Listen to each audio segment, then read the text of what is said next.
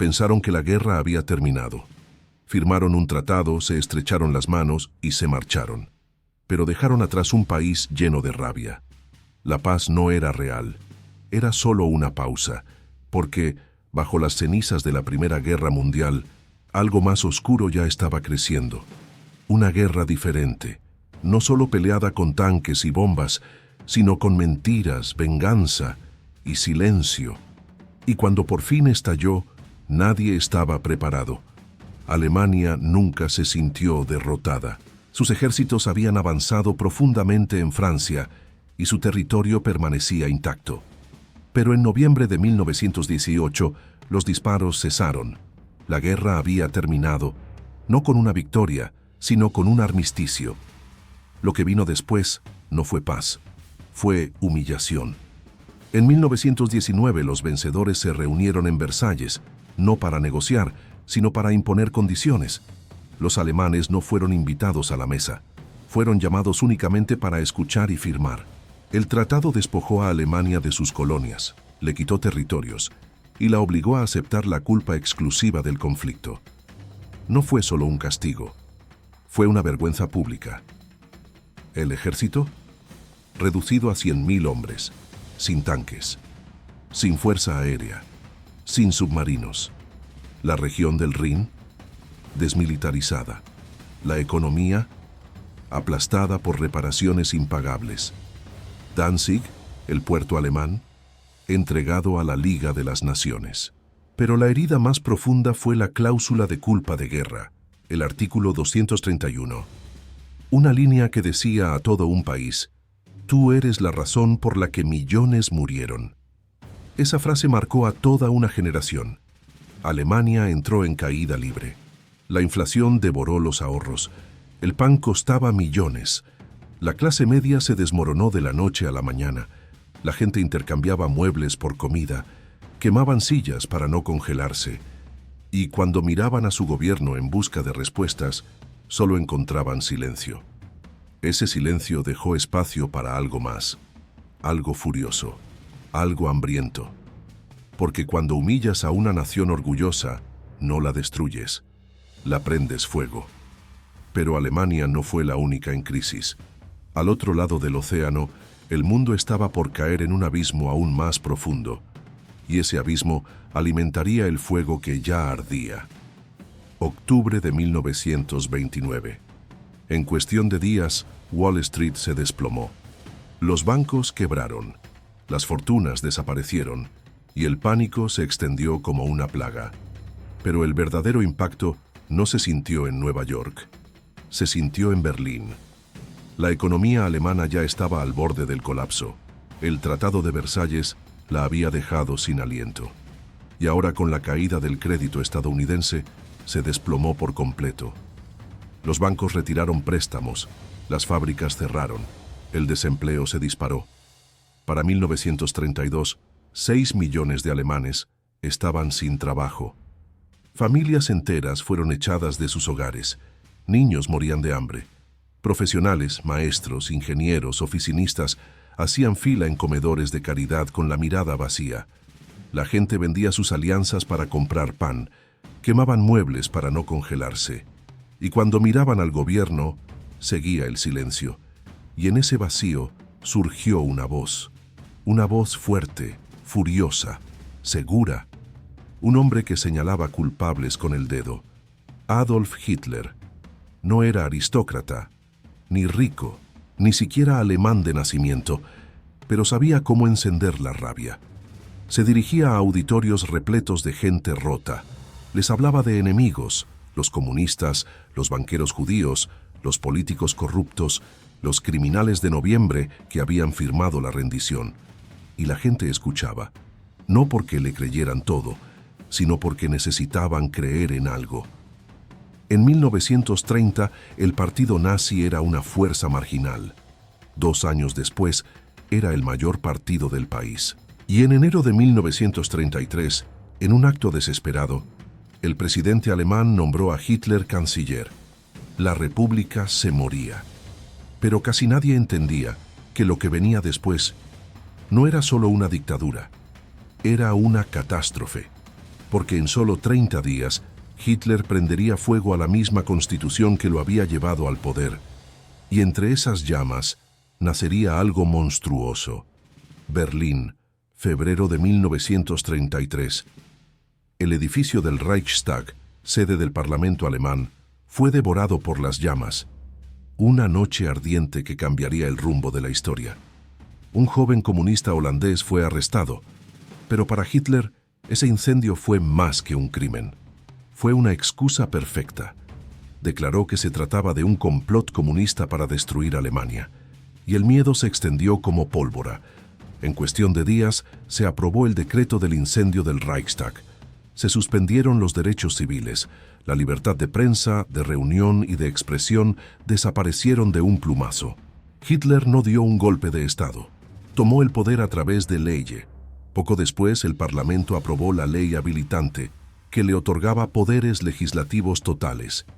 Ya no necesitaba consultar a nadie. La democracia alemana fue borrada, legalmente. En los meses siguientes, y todos los partidos rivales fueron prohibidos, los sindicatos fueron desmantelados. Se creó la Gestapo, la policía secreta. Y comenzó la persecución sistemática contra opositores, intelectuales, comunistas y sobre todo judíos, profesores, jueces, artistas, cualquiera que no se alineara con el régimen era silenciado, perseguido o eliminado. En 1934, con la muerte del presidente Hindenburg, Hitler consolidó el poder total, fusionó los cargos de canciller y presidente y se autoproclamó Führer del Tercer Reich. Los soldados ya no juraban lealtad a Alemania, juraban lealtad a él. Occidente observaba, pero no intervenía. Muchos creían que Hitler estabilizaría Alemania, que tal vez modernizaría el país y detendría el avance del comunismo, pero se equivocaban, porque Hitler no quería estabilidad, quería rediseñar el mundo. Y su primer paso no fue la paz, fue el rearme y la venganza. Hitler había sido claro desde el principio: romper el Tratado de Versalles, reconstruir el ejército y devolverle a Alemania su lugar en el mundo, y no perdió el tiempo. Primero en secreto, luego sin ocultarlo, en 1935 anunció la existencia de la Luftwaffe, una nueva fuerza aérea.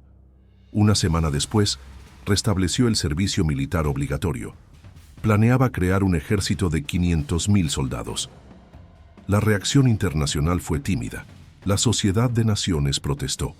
Francia y Reino Unido expresaron preocupación, pero nadie actuó.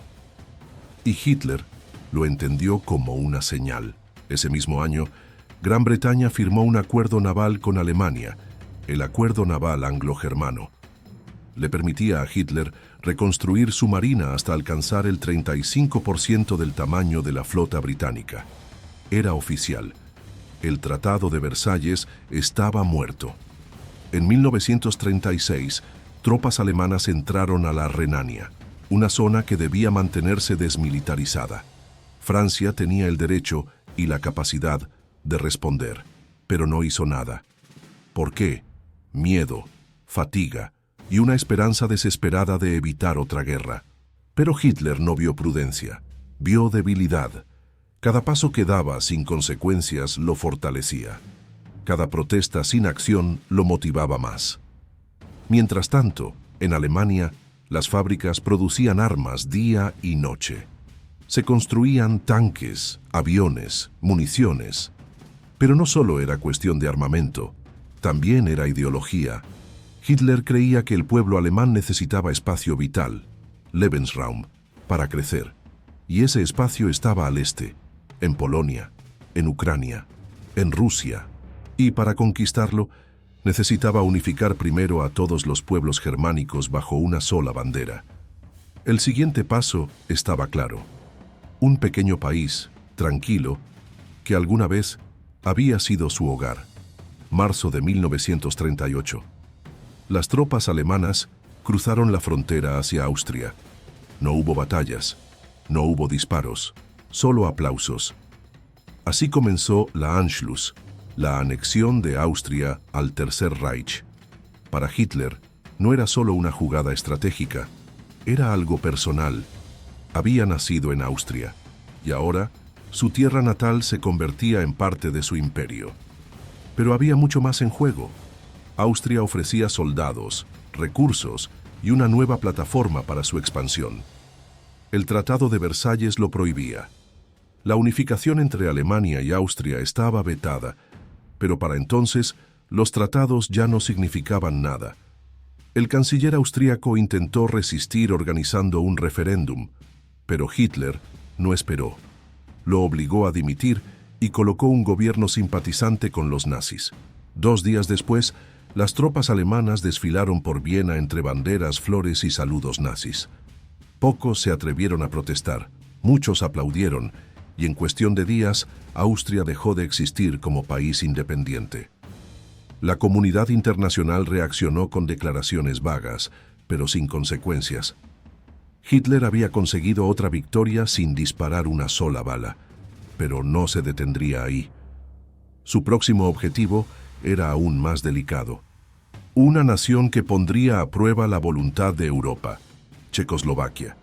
En la región de los Sudetes vivían más de 3 millones de personas de origen alemán. Hitler afirmó que estaban siendo oprimidas y que Alemania tenía el deber de protegerlas. El gobierno checo pidió ayuda. Se volvió hacia Francia y el Reino Unido. Pero el primer ministro británico, Neville Chamberlain, no quería otra guerra. Así que decidió hablar y ceder. Viajó a Alemania. Ofreció concesiones. Pensó que estaba asegurando la paz. Pero Hitler ya olía la debilidad y quería más. Marzo de 1939. 6 meses después del Acuerdo de Múnich, Hitler rompió su palabra, otra vez. Las tropas alemanas entraron en Checoslovaquia, pero esta vez no era solo la región de los Sudetes, era todo el país. Ya no había excusas sobre proteger a los alemanes étnicos, ya no había justificaciones. Esto era conquista, pura y directa. Nadie resistió. Checoslovaquia fue ocupada en cuestión de días, y con eso, la ilusión de paz se hizo trizas. Neville Chamberlain, que había confiado en Hitler, quedó en ridículo. La política de apaciguamiento había fracasado por completo. El Reino Unido reaccionó. Emitió una advertencia clara. Si Alemania atacaba Polonia, habría guerra. Francia hizo lo mismo, pero a Hitler no le importó. Ya tenía otro plan en marcha. En agosto de 1939, Alemania firmó un pacto de no agresión con la Unión Soviética. El mundo se quedó sin aliento. Pero lo que nadie sabía era que había un protocolo secreto. Alemania y la URSS acordaban dividirse Polonia, sin guerra en 2 frentes, sin riesgos, solo ganancia. El 1 de septiembre de 1939, más de 1 millón de soldados alemanes invadieron Polonia. Tanques, bombarderos, blitzkrieg. Fue una ofensiva rápida, brutal y perfectamente coordinada. 2 semanas después, tropas soviéticas avanzaron desde el este, tal como se había pactado. Polonia fue dividida, y el mundo ya no podía mirar hacia otro lado. El 3 de septiembre, Reino Unido y Francia declararon la guerra a Alemania. Pero no atacaron, no avanzaron, solo esperaron. Europa entró en una extraña pausa, la guerra falsa. Mientras tanto, Hitler seguía construyendo, planeando, avanzando, y su próximo movimiento cambiaría para siempre el equilibrio de poder en Europa. Lo que Alemania no pudo conquistar en 4 años durante la Gran Guerra, Hitler lo lograría en solo 6 semanas. 10 de mayo de 1940. Al amanecer, el cielo sobre Europa occidental rugió con el sonido de los bombarderos alemanes. Bélgica, Luxemburgo, Países Bajos, Francia, todos atacados a la vez. Había comenzado el Blitzkrieg, la guerra relámpago. No se trataba de cantidad, sino de velocidad, de coordinación, de choque. Mientras las fuerzas aliadas avanzaban hacia Bélgica para bloquear a los alemanes, los tanques nazis atravesaban las Ardenas, una región que Francia consideraba infranqueable. Se equivocaban. Más de 41.000 vehículos alemanes cruzaron bosques y montañas, llegando al río Mosa y luego girando al oeste. Cuando los aliados se dieron cuenta de la trampa, ya estaban completamente rodeados. Casi 400.000 soldados, británicos, franceses y belgas, quedaron atrapados en una bolsa cerca del mar, en un lugar llamado Dunkerque. Entonces, ocurrió el milagro. Frente a la aniquilación total, el Reino Unido lanzó la Operación Dinamo, una evacuación de emergencia por mar. Destructores, barcos pesqueros, yates, incluso botes salvavidas cruzaron el Canal de la Mancha. Durante 9 días, bajo bombardeos constantes, lograron sacar a los soldados de las playas. 338.000 hombres fueron rescatados, pero dejaron atrás casi todo su armamento. Francia quedó expuesta. 3 semanas después, las tropas alemanas entraron en París. El gobierno francés colapsó. Italia declaró la guerra. Y en 6 semanas Alemania había conquistado Francia, Bélgica, los Países Bajos y Luxemburgo. Hitler había logrado en 35 días lo que Alemania no consiguió en 4 años durante la Primera Guerra Mundial. Solo quedaba un enemigo en pie en Europa Occidental, Reino Unido. Y al otro lado del canal, un solo hombre se preparaba para resistir lo inevitable, Winston Churchill. Pero la caída de Francia no fue el final. Fue apenas el comienzo, porque Hitler no planeaba detenerse. Y su próxima víctima era una isla solitaria. Verano de 1940. Francia había caído. El resto de Europa estaba de rodillas, o en silencio. Solo quedaba una nación de pie, Reino Unido. Separado de Hitler por solo 30 kilómetros de mar, era su siguiente objetivo. Lanzó entonces la Operación León Marino, el plan para invadir las islas británicas.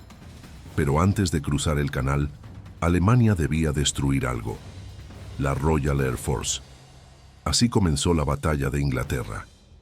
En julio, la Luftwaffe inició bombardeos diarios sobre puertos, fábricas, aeródromos y estaciones de radar. El objetivo era claro: borrar la defensa aérea británica. Los británicos estaban en desventaja. Menos de 700 cazas contra más de 2.600 aviones alemanes.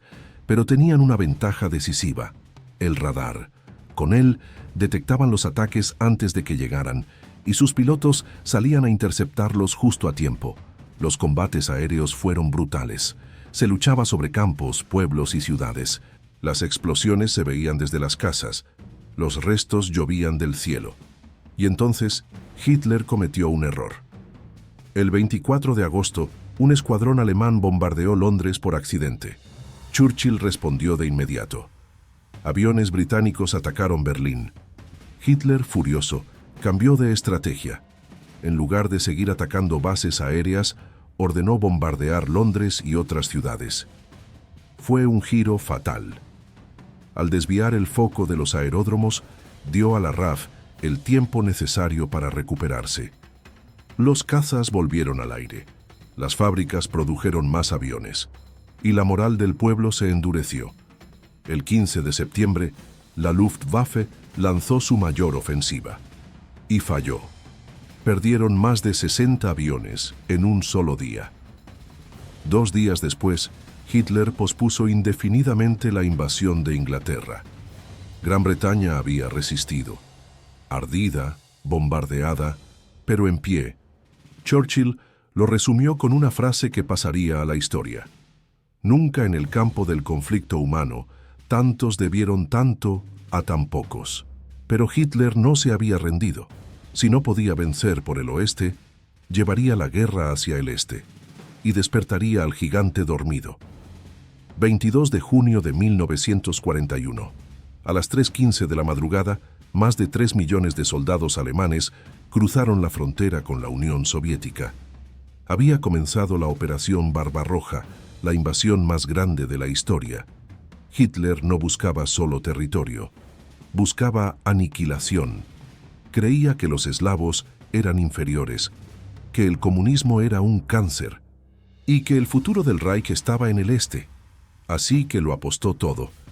La Wehrmacht se dividió en 3 grupos: Grupo Norte, rumbo a Leningrado; Grupo Centro, hacia Moscú; Grupo Sur, para ocupar Ucrania y sus recursos.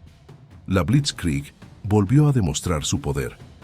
En días, los tanques alemanes habían avanzado más de 300 kilómetros. Cientos de miles de soldados soviéticos fueron rodeados y capturados. La Luftwaffe controlaba el cielo. Y el Ejército Rojo estaba en caos. Mal organizado, sin comunicación, desmoralizado. Ciudades enteras cayeron una tras otra. Parecía que nada podía detener a Alemania. Pero entonces, Hitler cometió un error fatal. En lugar de marchar directamente a Moscú, desvió fuerzas hacia Kiev. Buscaba recursos, pero perdió tiempo. Y el tiempo en Rusia es un enemigo brutal.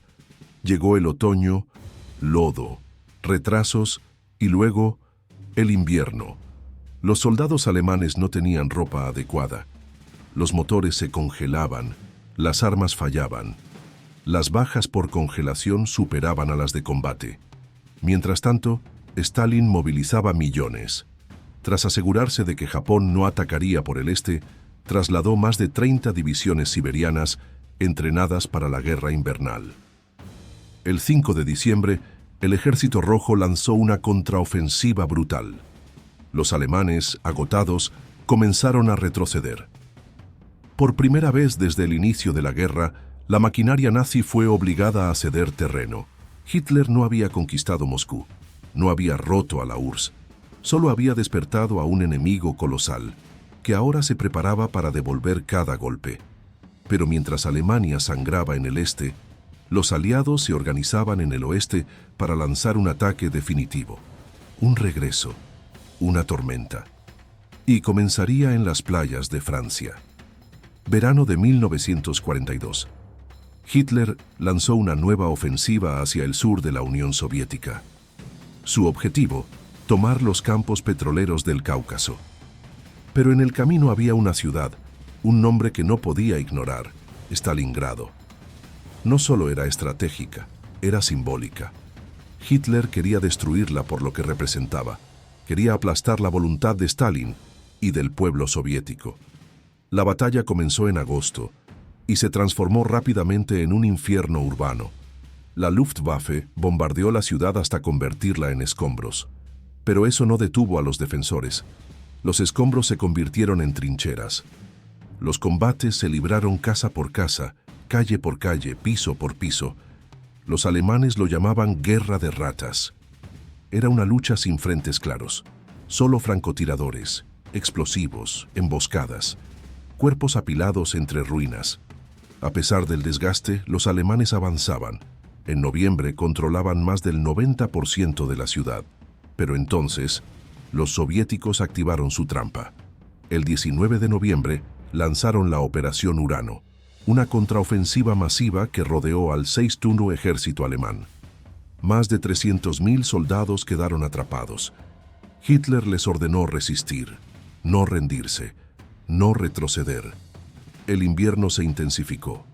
Las provisiones escaseaban. La aviación alemana no lograba abastecerlos.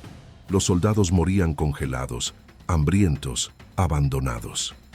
El 2 de febrero de 1943, el general alemán Paulus se rindió.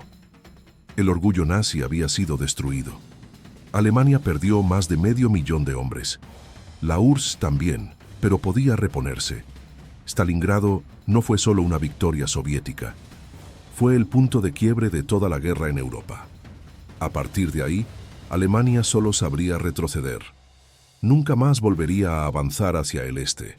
Y mientras los soviéticos empujaban desde un frente, el oeste se preparaba para abrir otro. Una invasión masiva, un asalto final. Y todo comenzaría en Normandía, 6 de junio de 1944, día D. Antes del amanecer, comenzó la mayor invasión anfibia de la historia. Más de 150.000 soldados aliados, estadounidenses, británicos y canadienses, desembarcaron en las playas de Normandía bajo fuego enemigo. Cañones, búnkeres, alambradas, minas. Pero avanzaron.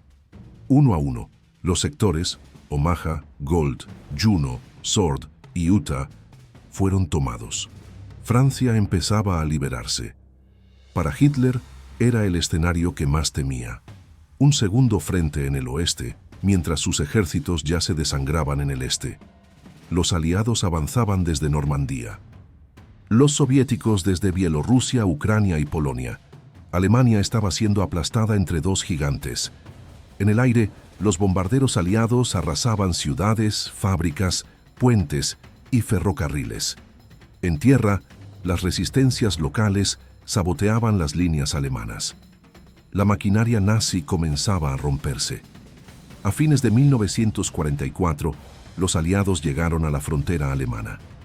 Desesperado, Hitler lanzó un contraataque sorpresa. La batalla de las Ardenas fue audaz y por un momento funcionó. Pero las fuerzas aliadas resistieron y cuando el invierno cedió, Alemania ya no tenía nada más que ofrecer.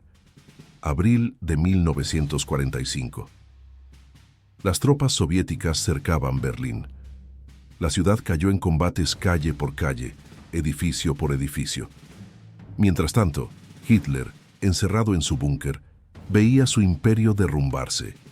El 30 de abril, Hitler se suicidó. Una semana después, Alemania se rindió incondicionalmente. La guerra en Europa había terminado. El precio fue incalculable.